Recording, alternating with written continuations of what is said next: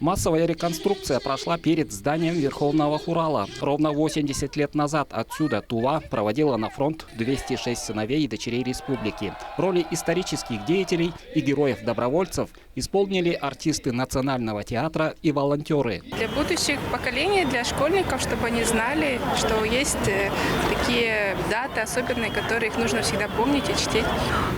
Задача нас, взрослых, все-таки оставить в детских душах чувство гордости за нашу Родину, за Россию и за то, что мы сейчас все вместе делаем. Это уже вторая историческая реконструкция. Ее проводят хранители историко-культурного наследия Государственного архива при поддержке правительства, Верховного Хурала и Министерства культуры республики. Первая была реализована 20 мая на средства президентского гранта и посвящалась отправке на фронт первых 11 тувинских добровольцев-танкистов.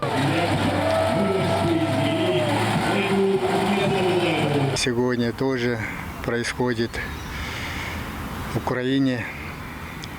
Наши добровольцы тоже участвуют из Тувинской республики.